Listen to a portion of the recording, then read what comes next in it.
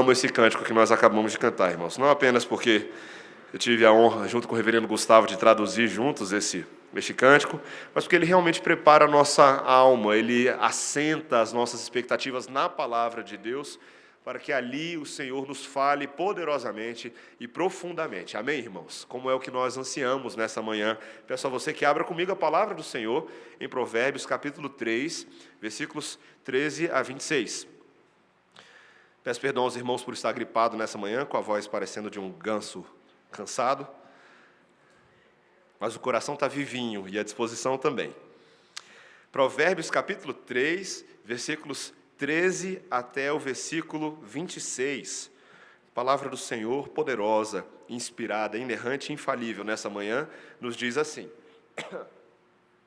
Feliz o homem que acha sabedoria e o homem que adquire conhecimento, porque melhor é o lucro que ela dá do que o da prata, e melhor a sua renda do que o ouro mais fino.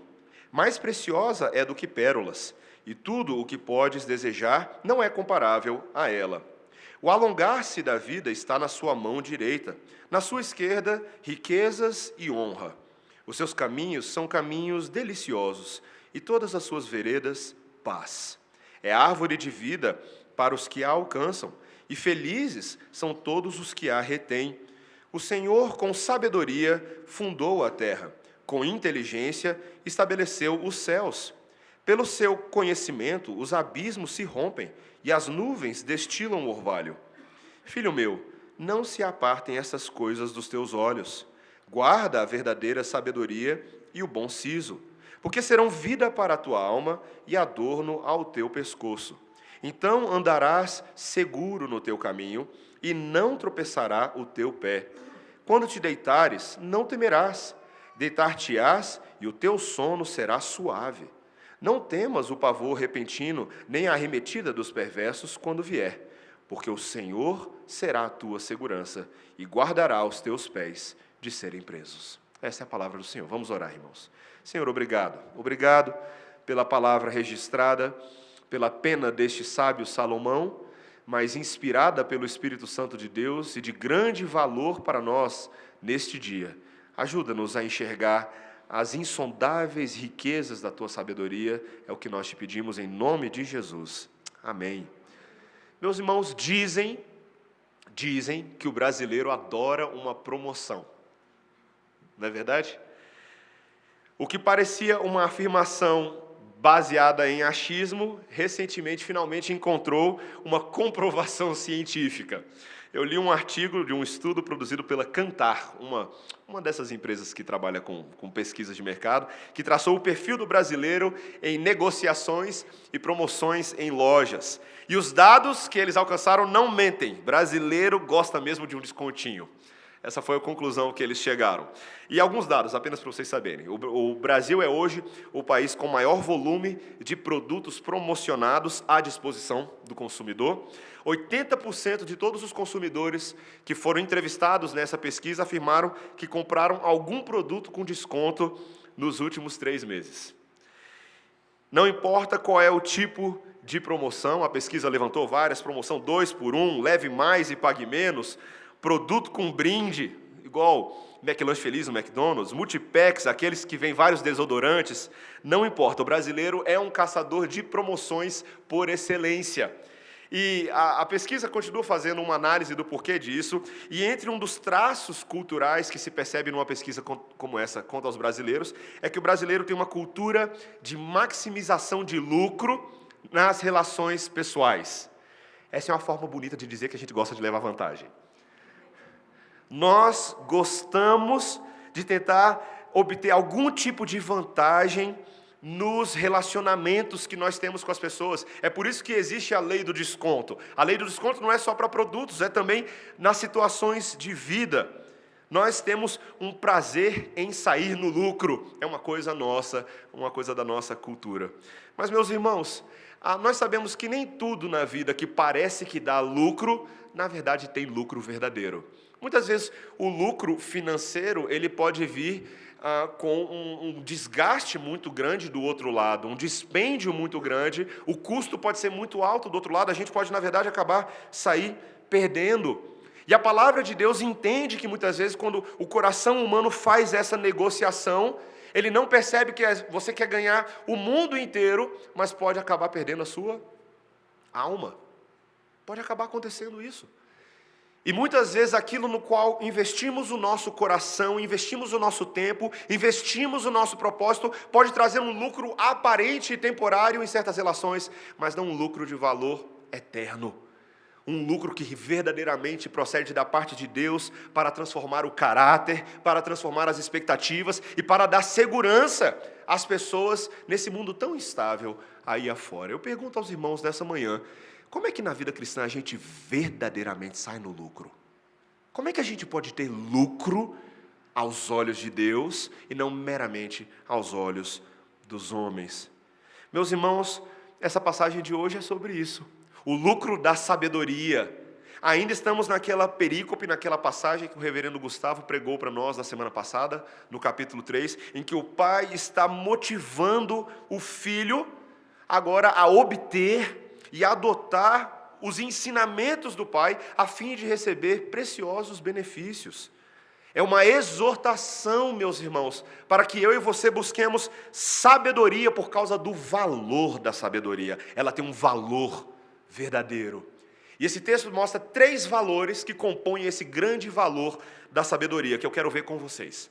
Primeiro, um valor público da sabedoria, um valor de caráter social. Segundo, é um valor criativo da sabedoria. E terceiro, um valor protetivo. Tá joia? Então, um valor público, um valor criativo e um valor protetivo da sabedoria. Esses 3 estão no nosso texto. Primeiro, o valor público da sabedoria. Veja comigo o versículo 13. Feliz o homem que acha sabedoria e o homem que adquire conhecimento, porque melhor é o lucro que ela dá do que o da prata, e melhor a sua renda do que o ouro mais fino. Essa sessão que nós começamos aí com os versículos 13 e 14, que vai até o versículo 18, mais ou menos, e eu vou daqui a pouquinho neles, elas envelopam a ideia do que é ser feliz. Veja que a palavra feliz é a palavra que marca esse primeiro verso. Feliz é o homem. Em outras traduções você pode encontrar bem-aventurado é o homem. Tem o mesmo sentido. A busca pela felicidade e alcançar essa felicidade se dá quando o homem encontra sabedoria, inteligência, entendimento. É a ideia que ele vem martelando desde o início de Provérbios. Quem encontra essas coisas acha, alcança verdadeira felicidade. E aqui ele começa a fazer uma comparação que ele já fez também no capítulo 2, do valor desta sabedoria, quando comparada a outras coisas nesse mundo que aparentemente nos dão felicidade. Como, por exemplo, din-din, né? Verdinha, dinheiro na conta. Muita gente hoje, gente, e a gente sabe que isso é um valor comum, isso é um valor secular aceitável hoje, de que quando se tem dinheiro na conta, todo mundo está feliz. Né? Quando o salário entra em dia, quando não tem atraso nas côngruas, atraso nos salários e por aí vai. Mas, meus irmãos, ele começa a mostrar que a sabedoria não pode ser comparada a essas coisas que têm valores terrenos, como, por exemplo, ele diz no versículo, como a prata, como até o ouro mais fino. Coisas que tinham um tremendo valor, não só para nós, mas para as pessoas naqueles dias, que representavam poder, que representavam status, que representavam posicionamento social. Ele diz, não. Quem entende o que a sabedoria é, percebe nela um valor superior. Veja o versículo 15. Mais preciosa é do que pérolas, e tudo o que podes desejar não é comparável a ela. Veja, não é somente as pérolas, mas qualquer outra coisa que nós achemos que tem valor neste mundo, não pode ser comparado ao valor da sabedoria de Deus. Eu te pergunto nessa manhã, o que para você tem bastante valor nesse mundo? Às vezes não é necessariamente uma questão financeira. Muitas vezes você vê valor em bens intangíveis, em valores imateriais, relacionamentos, amizades, o reconhecimento das suas habilidades, tantas outras coisas. A sabedoria tem valor superior. Meus irmãos, É tão interessante isso. Ele começa aqui agora a fazer uma coisa no versículo 16, que ele vai fazer novamente várias vezes no livro de Provérbios, principalmente no capítulo 8, uma espécie de personificação da sabedoria. Ele passa agora a falar da sabedoria como se a sabedoria fosse uma pessoa. E veja que ela é uma pessoa muito dadivosa. Veja o que ele diz no versículo 16. Ele diz que o alongar-se da vida está na sua mão direita, e na sua esquerda, riquezas e honra. Essa sabedoria agora, ela como alguém capaz de fornecer para alguém alguma coisa, ela na sua mão direita, ela tem o alongar-se da vida, a extensão da verdadeira vida. Quando você ouve esse tipo de coisa, o que isso te lembra na Bíblia? Você lembra lá do 5º mandamento? Lá, quando Moisés registrou no livro de Êxodo, honra o teu pai e a tua mãe, para que se prolongue os seus dias na terra que o Senhor teu Deus te dá. Eu vou recapturar essa ideia logo adiante, mas essa ideia de que a verdadeira sabedoria nos leva a obedecer à lei de Deus e obter os resultados da lei de Deus. Quem honra, por exemplo, os pais, tem vida mais longa na terra. Isso é sabedoria com promessa, com recompensa. E ele diz que na mão esquerda existem agora riquezas e honra. Essa é uma expressão que aparece no Antigo Testamento, não só aqui em Provérbios, mas no livro de Reis e Crônicas, que se refere muito à posição de realeza.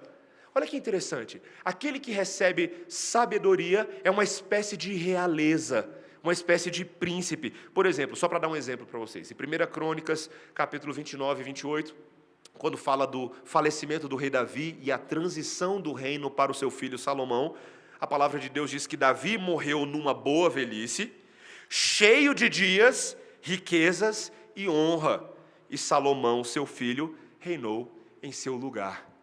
Meus irmãos, esse texto é tão interessante porque ele não está apenas falando de riquezas e honra num sentido físico, material, mas num sentido mais amplo. Um rei cheio de riquezas e honra, neste caso, representava o favor de Deus, que Deus estava com ele, que Deus estava acompanhando ele. O mesmo aconteceu com Salomão depois. Meus irmãos, Deus está trabalhando num caráter completo do homem público. A sabedoria é aquela que transforma o homem como um todo na sua vida pública, na exibição de traços, virtudes que são admiradas pelas pessoas e dizem que tem coisa diferente nessa pessoa. O livro de Provérbios é cheio desse tipo de promessa. Vou dar alguns exemplos para vocês. Provérbios 11, 16. Olha que interessante. A mulher aprazível obtém honra, e os homens violentos obtêm riquezas mundanas. Provérbios 22, 4. O galardão da humildade é o temor do Senhor, é riquezas e honra e vida. Vocês percebem que o livro de Provérbios ele tenta trazer uma visão equilibrada sobre o lugar das riquezas e da materialidade? No nosso meio, hoje em dia, conversando com um irmão, há não 2 semanas atrás, não muito mais do que 2 semanas atrás, nós estávamos tentando entender qual é o lugar das riquezas e dos bens materiais na vida de um cristão reformado. Foi bem interessante a conversa. E o medo e o receio de todas as vezes que a gente vai conversar sobre esse tipo de assunto é que nós estamos tão contaminados pelas nuances da teologia da prosperidade e pela perseguição idólatra dos bens materiais neste mundo, que não conseguimos enxergar o lugar apropriado das riquezas e dos bens materiais na vida do crente. Veja, meus irmãos, o que esse texto está fazendo é situar bem, é equilibrar bem essas coisas na nossa vida. Não ter essas coisas como fim em si mesmas, mas como resultado daqueles que alcançam verdadeira vida. Deus faz fluir na vida daqueles que têm o seu foco no reino de Deus e na sua justiça, todas essas outras coisas. O próprio texto reforça essa vida mais ampla, mais plena, nos versículos 17 e 18. Veja o que ele diz: os seus caminhos são caminhos deliciosos, e todas as suas veredas, paz. É árvore de vida para os que a alcançam, e felizes são todos os que a retêm. Interessante essa figura de árvore de vida aqui, né? Talvez, quando você leia isso, você pense naquela árvore da vida de Gênesis 2, parece fazer alusão, mas os comentaristas concordam que não é uma alusão tão direta a Gênesis 2. Na verdade, aqui é um sentido mais simples do próprio livro de Provérbios. Uma árvore da vida é como uma árvore frutífera no pomar de uma pessoa que tem o favor de Deus. Meus irmãos, isso é o que todos nós queremos, não é verdade? Todos nós não queremos esse tipo de descanso na provisão de Deus? Esse tipo de gratidão por tudo que Deus tem dado? Esse é o fruto de quem é sábio, de quem persegue a sabedoria em primeiro lugar, não as coisas desse mundo, e descansa na maneira como Deus cuida de todos os detalhes da nossa vida. Meus irmãos, não foi exatamente isso que o Senhor Jesus Cristo disse no texto que nós lemos hoje de manhã? O texto de Lucas 12, o famoso texto de Lucas. Ele disse, olha, para os seus discípulos: não andeis, pois a indagar o que vocês vão comer, o que vocês vão beber, e não vos entregueis a tais inquietações. Veja, Jesus não está dizendo que não é importante pensar no que comer e no que beber, não é isso. O erro seria você se inquietar de tal maneira a ficar incomodado e constantemente ansioso por essas coisas. E ele inclusive diz, porque são os gentios de todo o mundo que procuram essas inquietações, essas coisas, mas vosso Pai sabeis que necessitais delas. Buscai antes de tudo o seu reino, e essas coisas vos serão acrescentadas. Meus irmãos, esse é o tipo de confiança sábia que Deus deseja de nós. O Senhor Jesus sabe que uma pessoa que busca em primeiro lugar a Deus e a sua justiça, ele tem o seu coração descansado e alentado, inclusive, ele pode ser até mais ousado na sua confiança prática nesse mundo. No próprio texto ele diz, Jesus vira, olha, vendei todos os vossos bens, dai esmola, fazei para vós outros bolsas que não se desgastem, tesouro inextinguível nos céus, onde não chega o ladrão, nem a traça consome, porque onde está o vosso tesouro, aí estará também o vosso coração. Está vendo? A sabedoria verdadeira é aquela que começa dentro do coração e se manifesta depois nas coisas externas. Meus irmãos, uma pessoa que é verdadeiramente sábia, ela não é reconhecida somente por aquilo que ela fala, mas pela maneira como ela publicamente se conduz no mundo. E todas as pessoas reconhecem nessa pessoa um equilíbrio, uma sensatez e um testemunho público a favor de Deus sobre a vida daquele que se conduz sabiamente nesse mundo. A sabedoria foi uma frase que eu cunhei para a gente aqui, a sabedoria torna o homem socialmente respeitável, honrado em seus afazeres, diligente em seus negócios e estável no seu caráter. Vou repetir para você, tá bom? A sabedoria torna o homem socialmente respeitável, honrado em seus afazeres, diligente em seus negócios e estável no seu caráter. É isso que a sabedoria faz. Meus irmãos, nós precisamos buscar essa sabedoria. Não a sabedoria da loucura, do impulso, do ímpeto desgovernado, mas a sabedoria do caráter estável no Senhor. Esse é o primeiro benefício, esse é o primeiro lucro que o texto nos dá. Mas veja que agora existe um segundo valor, que não é apenas um valor público e social, mas um valor criativo da sabedoria. Esse é o nosso segundo ponto. Os versículos 19 e 20 mostram exatamente isso que eu estou falando. Veja comigo, versículo 19. O Senhor, com sabedoria, fundou a terra, com inteligência estabeleceu os céus. Pelo seu conhecimento, os abismos se rompem e as nuvens destilam orvalho. Veja que agora essa sabedoria personificada, de repente ela ocupa agora um papel diferente, um papel cosmológico, como uma espécie de companheira de Deus, naquele momento em que Deus criou todas as coisas. Meus irmãos, é tão interessante ver nas Escrituras Sagradas como a sabedoria está associada aos atos criativos de Deus, em toda a criação. É como se o texto estivesse falando assim, olha, Deus estava lá com a dona sabedoria, e essa dona sabedoria ajudou Deus a formar a terra, a estabelecer os céus com o seu entendimento, com a sua inteligência, e ali naquele momento a sabedoria ajudou Deus a dar o sinal para que as águas abandonassem suas nascentes e subissem à superfície, e foi essa sabedoria também que deu o sinal para o orvalho, no meio da madrugada, na calada da noite, vir repousar sobre a vegetação, sobre os homens, sobre os lares. Meus irmãos, isso é tão interessante. Essa sabedoria divina, que não é nada mais do que o próprio caráter de Deus, o próprio atributo divino da sabedoria, ela aparece em tantas passagens das Escrituras. Salmo 104, versículo 24. Que variedade, Senhor, nas tuas obras! Todas com sabedoria as fizeste. A terra está cheia das tuas riquezas. Jeremias capítulo 10, versículo 12. O Senhor fez a terra pelo seu poder, estabeleceu o mundo com a sua sabedoria e com a sua inteligência estendeu os céus. Meus irmãos, o ponto que esse texto está tentando mostrar para a gente, por que esses dois versículos estão aí? Para nos mostrar que esta ferramenta maravilhosa, criativa de Deus, agora nos é concedida. O mesmo Deus que criou os céus e terra, decidiu comunicar a nós, suas criaturas, seus homens e suas mulheres, a sua sabedoria criativa. Uma ferramenta que tem grande valor para os homens. Meus irmãos, vocês conseguem imaginar isso? Vocês conseguem imaginar que nós, como criaturas do Deus Pai, temos um reflexo real da criatividade de Deus? E a Bíblia está repleta desse padrão de concessão divina, dessa dádiva da sabedoria divina.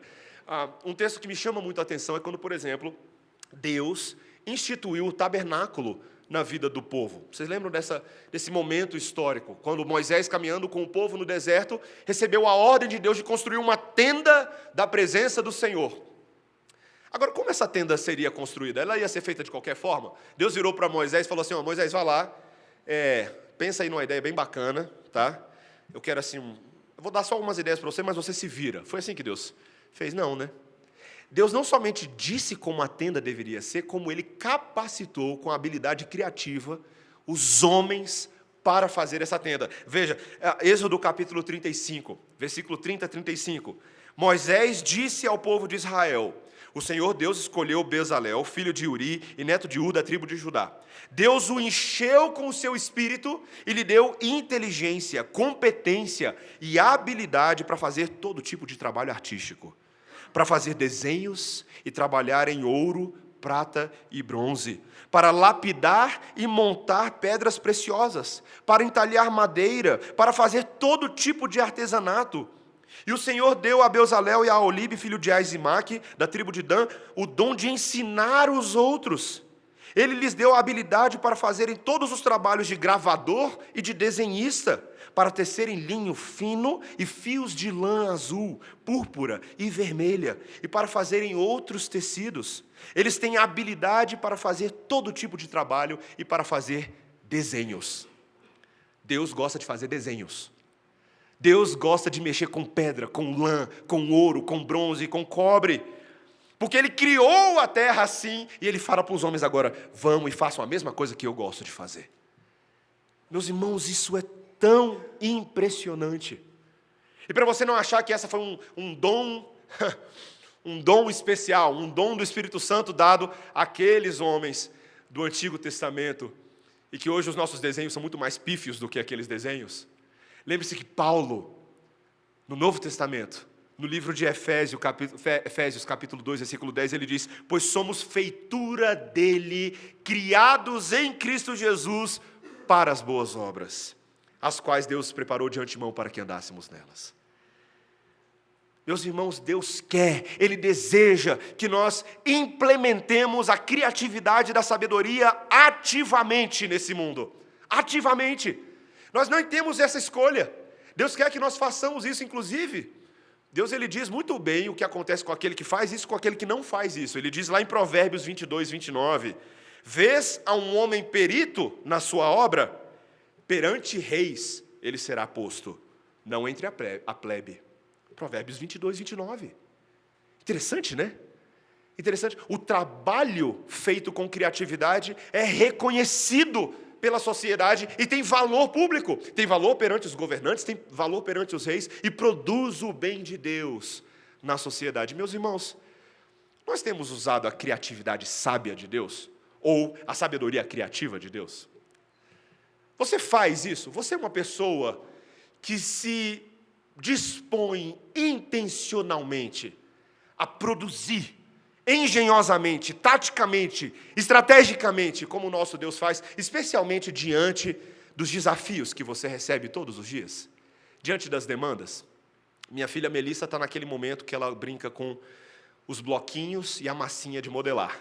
Ela aprendeu que não é para engolir essas coisas agora, é para brincar com elas. E, meus irmãos, eu adoro observar a minha filha brincando. Eu fico, às vezes, até escondido, para não atrapalhar ela. E eu fico vendo ela com a língua para fora. Ela bota a língua para fora. E aí o papai dá uma ordem para ela, né? Filha, faz uma torre. E ela está vendo os bloquinhos que ela tem, ela bota a língua para fora e ela olha para o lado. E ela, como é que eu vou fazer essa torre? Estou pensando na cabeça dela, ela não fala isso ainda. Estou pensando, como é que eu vou fazer essa torre? E aí ela, será que eu vou usar os bloquinhos quadradinhos, retangulares? A bola não vai dar, porque vai cair. Queridos, é fascinante ver a cuca dela funcionando, produzindo, gerando. E eu espero que ao longo da vida ela continue amadurecendo nessa habilidade para criar bloquinhos e modelar massinhas para a glória de Deus nesse mundo. Meus irmãos, quem depende do Senhor Jesus Cristo para viver se torna criativo, sabia? Há um tempo atrás eu ouvi uma ilustração num sermão de um outro pastor que eu achei muito interessante. Começou de um jeito e terminou de outro, me surpreendeu. Ele falou assim, olha, Sócrates ensinou por 40 anos, Platão por 50 anos, Aristóteles por 40 e Jesus por apenas 3 anos e meio. E ele falou, muitas pessoas poderiam pensar então assim que Jesus não produziu tanta coisa nesse mundo. Mas ele diz, mas por influência do ministério humilde desse carpinteiro, nós temos algo que transcende infinitamente qualquer criação humana, e o impacto da obra de Jesus continua até hoje, influenciando os maiores artistas e filósofos. Ele diz, Jesus não pintou quadros, mas alguns dos melhores artistas, como Rafael, Michelangelo e Leonardo da Vinci, receberam sua inspiração. Jesus não escreveu poesias, mas Dante, Milton e dezenas dos maiores poetas do mundo foram inspirados por ele. Jesus não compôs música, mas ainda Haydn, Handel, Beethoven, Bach e Mendelssohn alcançaram a mais alta perfeição da melodia na música que compuseram em seu louvor. Todas as esferas da grandeza humana foram enriquecidas por esse humilde carpinteiro de Nazaré. Meus irmãos, a ilustração é boa, mas ela é incompleta. Porque não é apenas pelo exemplo passado de Jesus que esses homens obtiveram inspiração. É porque o agente da criação de Gênesis 1 está vivo e operante no mundo hoje, principalmente na igreja. E por isso, meus irmãos, o povo de Deus deveria ser conhecido como o povo mais criativo e o povo mais ativo e mais intencional em manifestar a glória de Deus sobre toda a criação. Eu e meu pai temos as minhas conversas, eu e ele, e a gente vai chegando a algumas conclusões, e a gente fala assim, pai, às vezes é meio vergonhoso quando o povo de Deus se afasta do chamado de abençoar esse mundo com a criatividade que nós, como igreja, possuímos, porque nós temos o poder de Cristo nas nossas vidas. Meus irmãos, nós deveríamos caminhar nessa direção. É essa sabedoria criativa que vai te ajudar a resolver problemas na sua vida.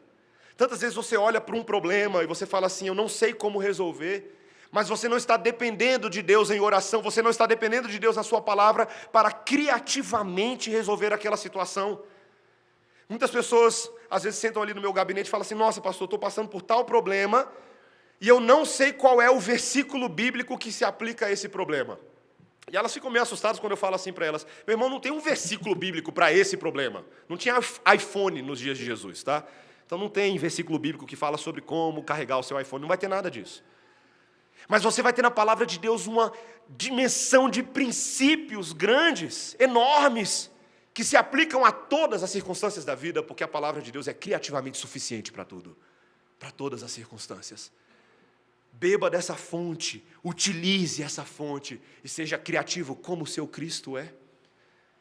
Meus irmãos, o último valor e lucro que a sabedoria nos dá, além da criatividade, além da vida pública, é o valor protetivo. São os últimos versículos deste texto, esse é o nosso último ponto.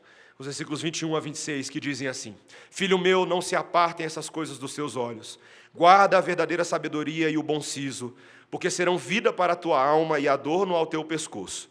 Então andarás seguro no teu caminho e não tropeçará o teu pé.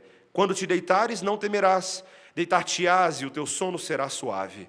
Não temas o pavor repentino, nem a arremetida dos perversos quando vier, porque o Senhor será a tua segurança e guardará os teus pés de serem presos. O pai continua falando com o filho, ele lembra esse filho que além de todas as coisas que ele já tem dito agora sobre o valor criativo, o valor público, a sabedoria ainda vai proteger o filho nos seus caminhos. Como o reverendo Gustavo nos falou na semana passada, a sabedoria agora é um adorno de pescoço que é carregado bem próximo do peito, algo que não pode ser de forma alguma afastada ou desanexado do filho. O filho deve lutar por caminhar com essa sabedoria. Ela é uma proteção agora que garante vida, não só no sentido da abundância dos bens materiais, não só na abundância de uma reputação pública, mas a segurança de não colocar-se na boca do perigo, de não passar por perigo desnecessariamente. Veja, no versículo 23, ele começa a mostrar que essa sabedoria vai garantir viagem segura. É aquela que nos ajuda a evitar os buracos ou pedras que nos fazem tropeçar. A sabedoria é como, e eu tenho duas ilustrações que me vêm à cabeça. Eu não sei se você já assistiu uma corrida de rally na sua vida. Corrida de rally é muito interessante. Quando você tem um carro de rally, você não tem apenas o piloto que está dirigindo, você tem um copiloto. É uma das poucas modalidades automobilísticas que você tem um copiloto. E esse copiloto, ele é alguém que tem a função de ficar com um mapa na mão. Hoje os pilotos de rally utilizam mapas digitais, mas antigamente ele ficava literalmente com um mapa de papel aberto. E eles estavam numa pista que eles não conhecem. Muitas vezes, quando você vai nesse rally Paris-Dakar, eles vão se enfiar em lugares que eles não conhecem assim tão bem. E a função dele é ir falando, curva fechada à direita, curva aberta à esquerda, cuidado, aqui tem uma marcação de uma pedra. Meus irmãos, esse copiloto de rally é a sabedoria que nos ensina a dirigir o nosso carro nessa vida. Também quando ele fala aqui sobre essa proteção que ela nos dá, eu sempre lembro da figura do irmão mais velho em relação ao irmão mais novo. O irmão mais velho, que muitas vezes recebe a incumbência, nem um pouco voluntária da parte dos seus pais, de ter que acompanhar o seu irmão mais novo em alguma coisa que ele vai fazer. Vai com seu irmãozinho para o acampamento, mas é acampamento de crianças, eu não quero ir, vai com ele. Vai ser da equipe do acampamento. E lá no acampamento ele se torna o cuidador do seu irmão, o supervisor, para não deixar ele fazer besteira, para ele não deixar ele ir na cachoeira sozinho, para ajudá-lo a não ficar andando em más companhias. Meus irmãos, a sabedoria é um guarda-costas muito necessário. Nesse mundo nós temos tantos perigos, não é mesmo? Uma das figuras que ele resgata nesse texto é a figura dos medos noturnos, que aparecem bastante nos Salmos. Salmo de número 3, Salmo de número 4, Salmo número 12. Quando o rei Davi se via como um rei de tal forma perseguido que ele tinha medo de que no meio da noite seus inimigos armassem emboscadas para capturá-lo. Meus irmãos, todos nós aqui sabemos que o nosso sono é o momento de maior vulnerabilidade das nossas vidas, não é verdade? Você não está com os olhos abertos, você está com os olhos fechados. É o momento que seus amigos aproveitam para fazer pegadinha com você no acampamento. Nós temos medo daquilo que pode nos acontecer no sono, especialmente se os seus inimigos são reais, se as perseguições são verdadeiras. Mas, meus irmãos, ele diz aqui que a sabedoria é aquilo que lhe faz descansar seguro, colocar a cabeça no travesseiro e respirar, sabendo que o seu Deus o protege. Você consegue perceber o valor da sabedoria? Veja que aqui é importante você entender que a sabedoria não é somente preste atenção, a sabedoria não é só a providência externa de Deus que nos protege. Isso também. Mas nesse caso ele está falando de conselhos que são dados ao coração, que nos protegem dos perigos dessa vida. É o homem que se conduz de tal maneira que ele não se coloca em situações de perigo. Que ele não passe, que ele não entre em furadas, que ele não entre em alianças que podem colocar em perigo a sua vida, a vida da sua família e a sua própria existência. Meus irmãos, o chamado do texto é: não tenha medo, a sabedoria vai te proteger. É o que ele diz no versículo 25. Veja o versículo 25. Não temas o pavor repentino, nem a arremetida dos perversos quando vier, porque o Senhor será a tua segurança e guardará os teus pés de serem presos. Meus irmãos, a sabedoria protege o nosso coração.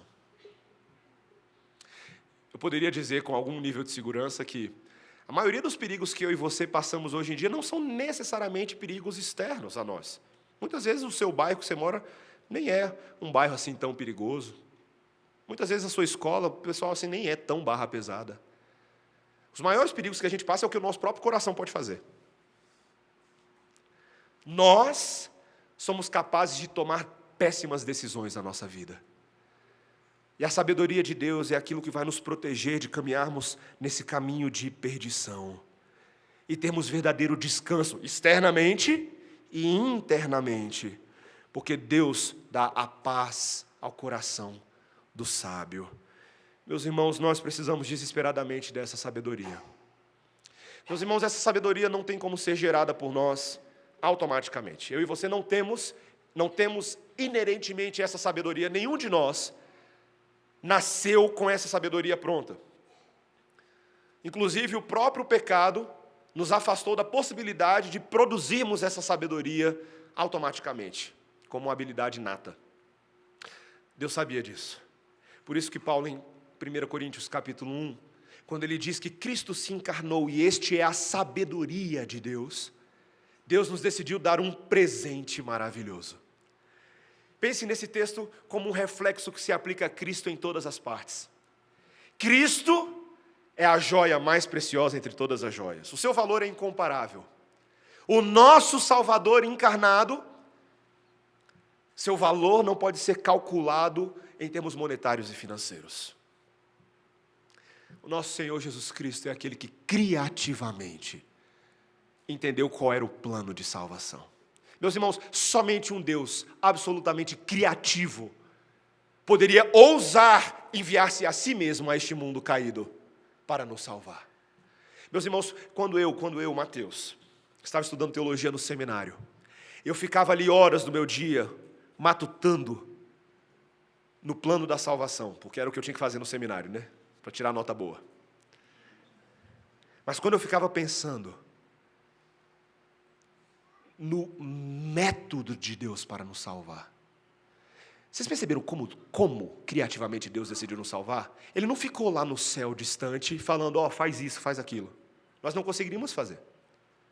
Não, ele veio, não apenas para exemplificar, porque já seria bom demais, mas para fazer em nosso lugar o que não poderíamos fazer. E ao fazer isso, meus irmãos, na cruz, ele conquistou justiça, ele conquistou poder, para que agora aqueles que estão em Cristo Jesus, lavados e remidos pelo seu sangue, tenham a graça criativa do Filho de Deus para vencer sobre o pecado, para lidar com os problemas desse mundo, para refletir a glória de Deus.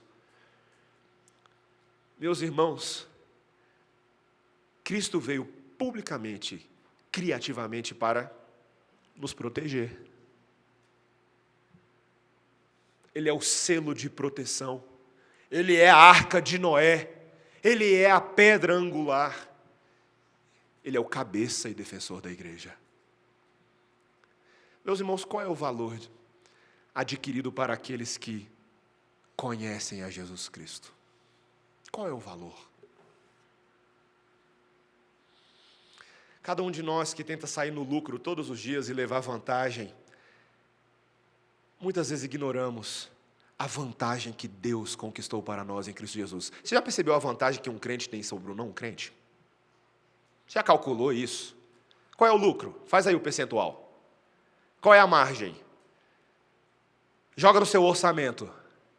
Sabe qual que é o lucro, meus irmãos? É vida eterna e abundante. Vida eterna e abundante. Aqueles que conhecem a sabedoria de Deus, Cristo Jesus, viverão protegidos, criativos e publicamente honrados. Esse é o chamado de Deus para nós. Cola em Jesus. Cola em Jesus. Adore-o, busque-o, sirva-o, obtenha tudo o que Ele tem para fornecer para você, porque a palavra de Deus nos garante que se você buscá-lo, o seu reino e a sua justiça, todas as outras coisas vão acompanhar. Você não ficará preocupado com elas, você ficará preocupado em servir aquele que por você morreu e ressuscitou. E esse é o maior e mais belo chamado que uma pessoa pode ter nesse mundo. Amém? Meus irmãos, que o Senhor nos ajude a gente a sair no lucro. De verdade. Ninguém aqui foi chamado para ficar no débito. Não financeiro. Débito espiritual eterno. Esse resolve todos os outros débitos e as outras pendências que tenhamos nesse mundo, porque nos ensina a viver de forma sábia. Vamos orar, irmãos. Senhor Deus, obrigado pela Tua palavra nessa manhã. Obrigado porque a Tua palavra é mais preciosa do que pérolas, Senhor. Tudo o que nós possamos desejar não é comparável a ela.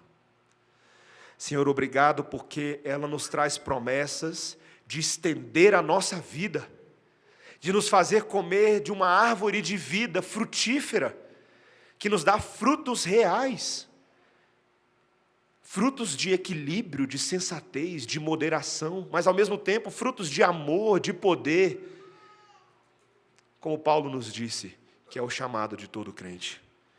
Senhor, obrigado porque nessa manhã nós somos lembrados que os caminhos de Cristo são caminhos deliciosos em meio a caminhos de trevas nesse mundo. As Tuas veredas são a paz que a nossa alma tanto carece, Senhor. Senhor, ajuda-nos a fazer com que os nossos olhos jamais se apartem dos Teus caminhos. Senhor, a nossa tendência não é sermos criativos, a nossa tendência é sermos passivos, preguiçosos, tolos. Nossa tendência, Senhor, é não guardar a nossa alma. Nossa tendência é viver tropeçando, mas, Senhor, pedimos ao Espírito Santo de Deus que tome para si mesmo homens e mulheres miseráveis como somos e nos dê agora a lei do Espírito, a lei da vida, a lei que nos faz deitar e descansar e não temer enquanto dormimos, a lei que nos afasta todo o pavor repentino, arremetido dos perversos, a lei que nos lembra que o Senhor é a nossa segurança. Senhor, ajuda-nos a amarmos a Tua verdade e andarmos nela, em nome de Jesus. Amém.